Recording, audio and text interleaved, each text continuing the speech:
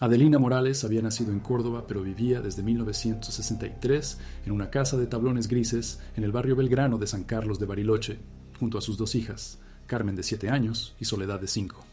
El 5 de enero de 1966, víspera del Día de Reyes, los vecinos encontraron a las niñas degolladas en su habitación, mientras la madre permanecía sentada entre los cuerpos, vestida completamente de blanco, susurrando oraciones. Deja en los comentarios tu ciudad y la hora exacta en tu reloj ahora. ¿Cuántas personas sabían que Adelina había empezado a hablar con voces 3 meses antes del crimen? Adelina trabajaba como costurera en el taller de doña Esperanza Vidal, sobre la calle Moreno. Las clientas recordarían después que desde octubre había comenzado a dejar las costuras a medias. Abandonaba la máquina Singer en mitad de una puntada para caminar hacia la ventana. Se quedaba inmóvil, mirando el lago Nahuel Huapi, moviendo los labios sin sonido. Esperanza le preguntó una tarde qué le pasaba. Adelina respondió que las niñas necesitaban regalos especiales para Reyes, regalos que nadie más podía dar. El padre de las niñas, Roberto Herrera, las había abandonado en marzo de 1965. Trabajaba como mecánico en el puerto y desapareció una mañana sin llevarse ropa ni herramientas. Adelina nunca habló de él después de esa fecha. Los vecinos notaron que empezó a cubrir todos los espejos de la casa con trapos blancos. La primera señal extraña llegó en noviembre. Dominga Salinas, que vivía en la casa de al lado, escuchó a Adelina conversando en el patio trasero durante toda una noche. Voces de mujer, pero distintas, como si fueran 3 personas hablando al mismo tiempo. Dominga se asomó por encima del cerco de alambre a las 2 de la madrugada. Vio solo a Adelina, sentada en una silla de mimbre, gesticulando hacia el aire. La escuchó decir con claridad: «Sí, ya entiendo. El cielo necesita ángeles nuevos». Al día siguiente, Adelina compró 4 metros de género blanco en la mercería de los Cohan. Elvira Cohan recordaría que pidió específicamente tela sin estampados, pura como la primera comunión. Pagó con billetes arrugados que sacó del fondo de un sobre Manila. Las niñas habían empezado a llegar tarde al colegio. Carmen, la mayor, le contó a la maestra Beatriz Moreno que su madre ya no las despertaba temprano. Se levantaban solas cuando escuchaban el silbato del tren de Stuart Marsden, las 8. La maestra anotó la observación en el cuaderno de registro, pero no tomó medidas. Beatriz notó algo más perturbador. Carmen había dejado de jugar en el recreo. Se sentaba contra la pared del aula y trenzaba mechones de su propio cabello una y otra vez. Cuando le preguntó por qué lo hacía, la niña respondió: «Para que mamá tenga algo lindo que cortar». El cura de la parroquia San José, padre Miguel Sandoval, recibió la visita de Adelina el 20 de diciembre. Llegó con las 2 niñas, todas vestidas de blanco. Le dijo que necesitaba confesarse, pero cuando entraron al confesionario, solo repetía una frase: «Dios me pidió los regalos más preciosos». Sandoval intentó indagar qué quería decir. Adelina salió del confesionario sin responder y se arrodilló frente al altar mayor. Las niñas se colocaron a cada lado imitando su postura. Permanecieron así durante 3 horas. El padre tuvo que cerrar la iglesia con ellas adentro. La víspera de Reyes, Adelina no llevó las niñas al colegio. Dominga Salinas vio que las luces de la casa permanecían encendidas desde muy temprano. A media mañana escuchó cantos. No himnos religiosos, sino algo que parecían nanas infantiles, repetidas en bucle. El sonido se intensificó durante la tarde. Otras vecinas se asomaron. Elba Cisternas, que vivía al frente, distinguió la voz de Carmen cantando junto a su madre. Después solo quedó la voz adulta. A las 6 de la tarde, el silencio fue absoluto. Dominga esperó hasta las 8. Algo en esa quietud no era normal. Cruzó el patio y golpeó la puerta trasera. No hubo respuesta. La puerta estaba sin llave. Entró llamando a Adelina. El olor a hierro oxidado llenaba toda la casa. Encontró la escena en el dormitorio de las niñas. Carmen y Soledad yacían boca arriba sobre sus camas, con los cuellos abiertos en un corte, limpio, que iba de oreja a oreja. Sus trenzas habían sido cortadas al ras del cuero cabelludo y dispuestas en círculo sobre el piso de madera, formando una corona perfecta. Adelina estaba sentada en el centro, con las rodillas dobladas y las manos sobre el regazo. Su vestido blanco no tenía ni una gota de sangre. Tenía los ojos abiertos, mirando hacia arriba, y movía los labios en oración silenciosa. En sus manos sostenía una navaja de afeitar que había pertenecido a Roberto Herrera. Dominga gritó hasta que llegaron los otros vecinos. Nadie se atrevió a tocar a Adelina. Siguió rezando mientras la rodeaban, como si no hubiera nadie más en la habitación. El comisario Raúl Medina llegó a las 9:15 de la noche. Medina intentó hablar con Adelina, pero ella solo repetía la misma frase: ya están en el cielo, los ángeles más hermosos. Cuando le quitaron la navaja de las manos, no opuso resistencia. Se dejó llevar, sin caminar, como si fuera una muñeca de trapo. El médico forense, doctor Aníbal Herrera, sin parentesco con el padre ausente, determinó que las heridas habían sido hechas con precisión quirúrgica. Un solo corte por víctima, sin vacilación ni forcejeo. Las niñas parecían haber estado dormidas o sedadas. No encontró rastros de lucha en sus cuerpos, ni bajo sus uñas. El examen de la escena reveló detalles que nunca aparecieron en los periódicos. Las trenzas cortadas estaban húmedas, pero no de sangre. Habían sido mojadas con agua bendita. Medina encontró un frasco vacío de la parroquia San José, escondido bajo la cama de Adelina. En la cocina había 3 platos servidos con comida intacta: pan casero, dulce de leche y leche tibia, como si Adelina hubiera esperado huéspedes que nunca llegaron.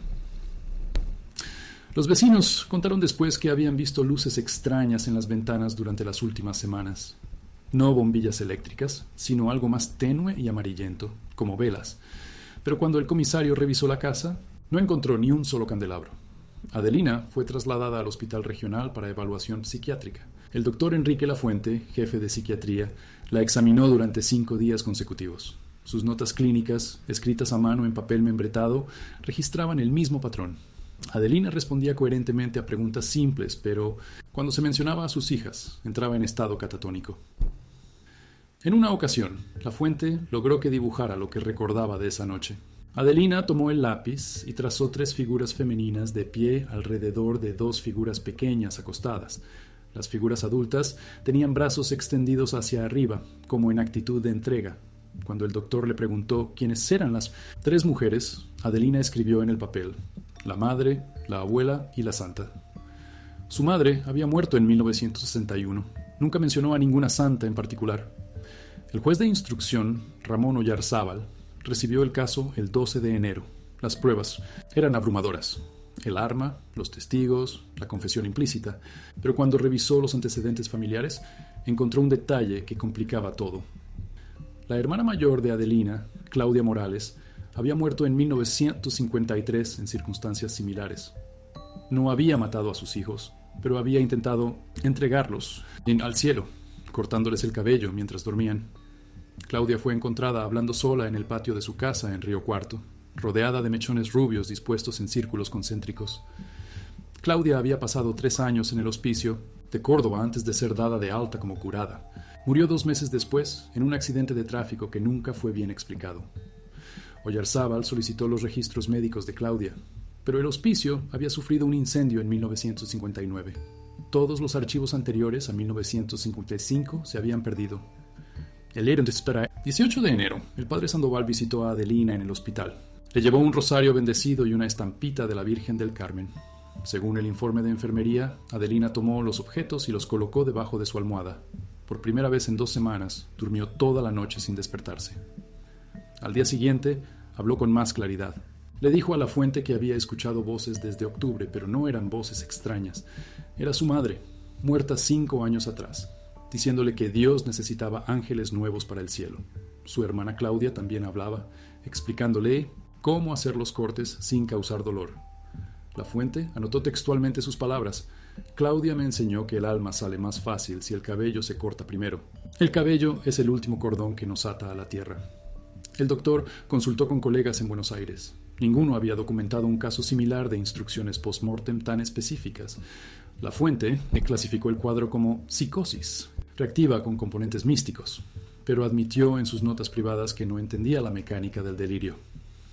El 25 de enero, Oyarzábal tomó una decisión controversial. En lugar de procesar a Adelina por homicidio, la declaró mentalmente incompetente y ordenó su internación indefinida en el convento de las Hermanas de la Caridad, en Villa La Angostura. La decisión provocó protestas en Bariloche. Los padres de otros niños querían un juicio público. El comisario Medina escribió una carta al diario local argumentando que Adelina representaba un peligro, pero su carta nunca fue publicada. La madre superiora del convento, Sor Mercedes Aguirre, aceptó recibir a Adelina con condiciones estrictas. Permanecería en una celda individual, sin contacto con las otras internas. Tendría supervisión constante y no podría asistir a los oficios religiosos hasta nueva orden. Adelina llegó al convento el 2 de febrero de 1966. Las monjas notaron de inmediato que no hablaba espontáneamente, pero respondía cuando se le dirigían. Comía poco y pasaba las horas sentada junto a la ventana de su celda, mirando el bosque de arrayanes. Sor Catalina Méndez, encargada de su custodia, anotaba diariamente las actividades de Adelina en un cuaderno de tapas azules. Durante las primeras semanas, el patrón era idéntico. Levantarse al alba, desayunar en silencio, sentarse junto a la ventana hasta la hora de almorzar, tomar una siesta breve, continuar en la ventana hasta la cena, dormir temprano. El 15 de marzo, Sor Catalina notó un cambio. Adelina había empezado a mover los labios mientras miraba hacia el bosque. No emitía sonidos, pero sus gestos sugerían que conversaba con alguien. Cuando la monja le preguntó con quién hablaba, Adelina respondió: «Con las niñas. Están contentas allá arriba». Una semana después, Adelina pidió papel y lápiz. Escribió una carta dirigida a Dominga Salinas, su vecina en Bariloche. La carta tenía solo 3 líneas. «Gracias por cuidar la casa. Decile al padre Sandoval que rece por Roberto. Las niñas están bien, pero extrañan su perrito». Sor Catalina revisó la carta antes de enviarla. Un detalle la perturbó. Las niñas nunca habían tenido perro. Consultó con Sor Mercedes, quien decidió no enviar la correspondencia. Adelina comenzó a preguntar por la carta cada día. Cuando le explicaron que no había sido enviada, dejó de hablar completamente. También dejó de comer. El 10 de abril, Sor Mercedes llamó al doctor Lafuente para una nueva evaluación. Lafuente encontró a Adelina en estado de desnutrición severa, pero mentalmente más lúcida que en enero. Le preguntó por qué había mencionado un perrito en la carta. Adelina respondió que Carmen había pedido un perro para Reyes, pero Roberto se había ido antes de comprarlo. Ahora pueden tener todos los perritos que quieran en el cielo. El doctor interpretó la respuesta como un mecanismo de compensación psicológica. En su informe recomendó continuar el tratamiento en el convento, pero sugirió permitir que Adelina escribiera cartas como terapia ocupacional. Durante mayo, Adelina escribió 7 cartas más, todas dirigidas a personas de Bariloche. El comisario, Medina, la maestra Beatriz, doña Esperanza del taller de costura. Las cartas seguían el mismo patrón: mensajes breves sobre las niñas en el cielo, pidiendo oraciones por Roberto y referencias a objetos o eventos que nunca habían existido. En Pelate Systems, una carta para doña Esperanza mencionaba: «Carmen terminó de bordar el mantel que dejé sin acabar. Dice que en el cielo hay hilo de todos los colores». Esperanza Vidal confirmó después que Adelina nunca había trabajado en ningún mantel. Solo cosía ropa de trabajo y arreglos simples. La carta más inquietante fue dirigida al padre Sandoval. Adelina escribía: «El agua bendita que llevé de la iglesia no alcanzó para las 3. Por eso tuve que quedarme. Perdóneme por robar del sagrario». Sandoval revisó los inventarios de la parroquia. No faltaba nada del sagrario. El agua bendita se repartía libremente a los feligreses. No había nada que robar.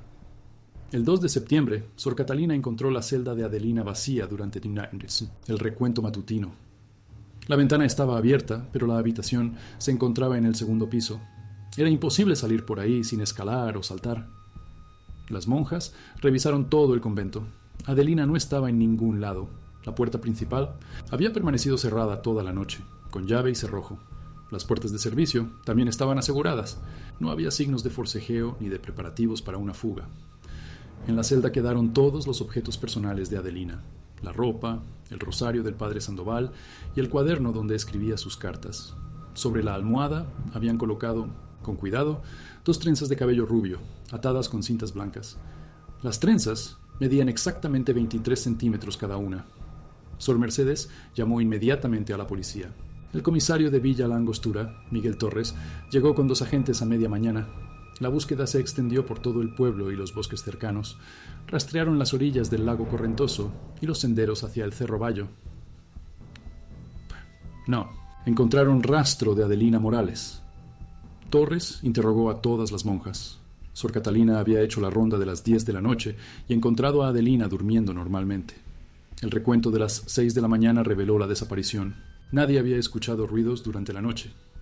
La investigación se centró en las trenzas encontradas sobre la almohada. Torres las comparó con las fotografías del crimen en Bariloche.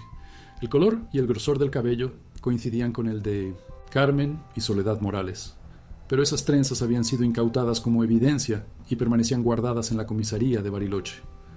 Torres llamó al comisario Medina para confirmar. Medina revisó personalmente el depósito de evidencias. Las trenzas originales seguían en su lugar, dentro de una bolsa de papel manila sellada y etiquetada. ¿De dónde habían salido las trenzas idénticas? El padre Sandoval viajó desde Bariloche para examinar los objetos. Reconoció el rosario que le había dado a Adelina en enero, pero algo había cambiado. Las cuentas, originalmente de madera clara, ahora tenían un tono rojizo, como si hubieran sido teñidas con algo orgánico. Sandoval se llevó el cuaderno de cartas para revisarlo con detenimiento. Las últimas páginas, escritas en septiembre, contenían texto que no recordaba haber visto antes. Adelina había copiado fragmentos completos del Evangelio de Juan, pero con variaciones extrañas. Donde el texto original decía, en el principio era el verbo, Adelina había escrito, el principio eran las voces, donde decía, y el verbo se hizo carne, ella escribió, y las voces se hicieron madres. Sandoval consultó con el obispo de Neuquén. Ambos coincidieron en que las modificaciones no seguían ninguna herejía conocida. Parecían surgir de una interpretación personal y fragmentada de los textos sagrados.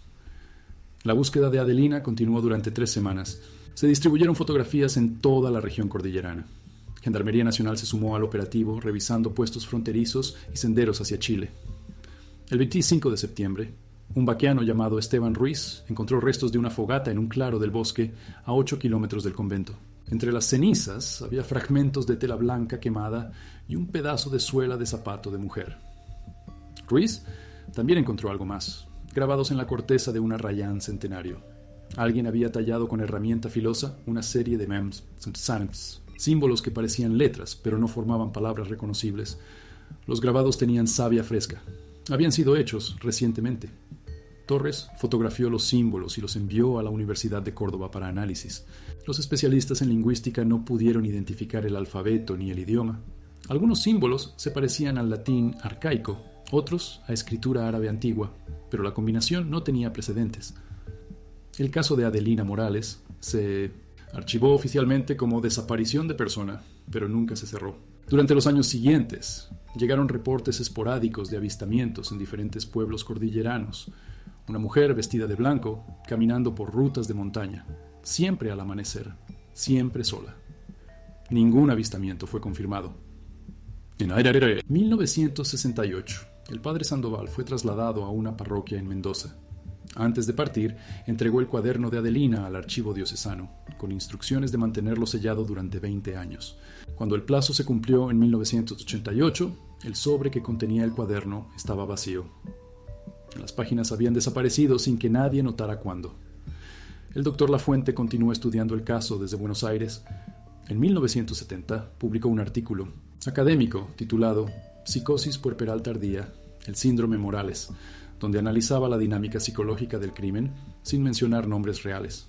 Lafuente propuso que ciertas mujeres con predisposición genética podían desarrollar delirios místicos específicos después de traumas emocionales severos. La pérdida del cónyuge, combinada con aislamiento social y antecedentes familiares de enfermedad mental, creaba un cóctel psicológico explosivo. Su teoría fue bien recibida en círculos académicos, pero Lafuente nunca mencionó los elementos que no encajaban en su modelo. Las trenzas idénticas encontradas en el convento, los símbolos tallados en el árbol, la desaparición física de Adelina sin dejar rastro. En 1972, la casa donde había vivido Adelina en Bariloche fue demolida para construir un edificio de departamentos. Durante los trabajos de excavación, los obreros encontraron una caja de lata enterrada bajo los cimientos. La caja contenía fotografías familiares, documentos personales y un frasco pequeño lleno de un líquido transparente. El frasco tenía una etiqueta escrita a mano: Agua bendita, Parroquia San José, para las que vengan después. El capataz de obra entregó la caja al comisario Medina, quien ya se había jubilado pero mantenía interés en el caso. Medina abrió el frasco y lo olió con cuidado. El líquido no tenía olor, pero cuando lo expuso a la luz, brillaba levemente, como si contuviera partículas microscópicas en suspensión. Medina llevó el frasco al laboratorio regional para análisis químico. Los resultados mostraron agua, común con trazas mínimas de cera de vela y un componente orgánico no identificado. El técnico sugirió que el componente orgánico podría ser queratina, la proteína que forma el cabello humano. ¿Adelina había disuelto cabello en el agua bendita? Los documentos encontrados en la caja incluían el certificado de nacimiento de Carmen y Soledad, el certificado de matrimonio de Adelina y Roberto, y una serie de recibos del taller de costura, pero también había papeles que nadie reconoció. Una hoja manuscrita, con letra de Adelina, contenía lo que parecía ser una receta: 3 gotas de agua bendita en cada trenza, cortar en luna menguante, rezar un Padre Nuestro por cada centímetro, quemar la ropa después del amanecer. Otra hoja tenía una lista de nombres con fechas al lado. Algunos nombres eran reconocibles: Claudia Morales, 1953, Adelina Morales, 1966, pero había otros nombres desconocidos con fechas futuras: Rosa Aguilar, 1974, María Solano, 1979, Teresa Díaz, 1983. En 1974, una mujer llamada Rosa Aguilar fue arrestada en Neuquén después de degollar a su hijo de 4 años en circunstancias similares al caso de Adelina. Rosa había cortado el cabello del niño antes de matarlo y fue encontrada rezando en el patio de su casa, vestida completamente de blanco. Rosa alegó demencia y fue internada en un hospital psiquiátrico. Desapareció de su habitación 3 meses después, sin dejar rastro. En 1979, María Solano de Río Gallegos siguió el mismo patrón. En 1983, Teresa Díaz de Trelew. Cada caso involucraba madres solteras o abandonadas, niños degollados con precisión, cabello cortado en círculos, desapariciones posteriores de hospitales o conventos. ¿Todas estas mujeres habían recibido instrucciones de la misma fuente? El comisario Medina, ahora retirado, comenzó a documentar las conexiones entre los casos por cuenta propia. Viajó a cada ciudad donde había ocurrido un crimen similar, entrevistó testigos, revisó expedientes. Descubrió un patrón geográfico. Los crímenes seguían una ruta precisa a través de la Patagonia, moviéndose de este a oeste cada pocos años, como si alguien estuviera sembrando ideas específicas en mujeres vulnerables a lo largo de un corredor planificado. Medina también notó que en cada caso, semanas antes del crimen, alguien había reportado avistamientos de una mujer vestida de blanco caminando por las afueras del pueblo, siempre al amanecer, siempre sola, siempre desapareciendo cuando se intentaba acercar. En 1985, Medina escribió un informe completo sobre sus hallazgos y lo envió a la Policía Federal. El informe fue clasificado como especulativo y archivado sin investigación adicional. Medina murió en 1987, llevándose sus teorías a la tumba. El último caso documentado ocurrió en 1991 en Ushuaia. Ana Heredia, madre soltera de 2 gemelos de 6 años, los mató siguiendo el patrón exacto: degollamiento limpio, cabello cortado en círculos, vestido blanco, oración entre los cuerpos. Ana desapareció del hospital psiquiátrico antes de que pudiera ser evaluada. En su celda dejaron 2 trenzas rubias que medían exactamente 23 centímetros cada una. Después de 1991, los crímenes cesaron abruptamente. Los expedientes de todos estos casos permanecen en archivos provinciales separados. Nunca fueron consolidados en una investigación federal. Cada jurisdicción trató su caso como un evento aislado de locura maternal. Solo el padre Sandoval, desde su parroquia en Mendoza, mantuvo correspondencia con los curas de las ciudades afectadas. En 1995 organizó una reunión privada para discutir las similitudes entre los casos. Los 5 sacerdotes que participaron llegaron a la misma conclusión: alguien o algo había estado instruyendo a mujeres específicas durante 30 años. Las instrucciones eran demasiado precisas y consistentes para ser coincidencia o contagio psicológico.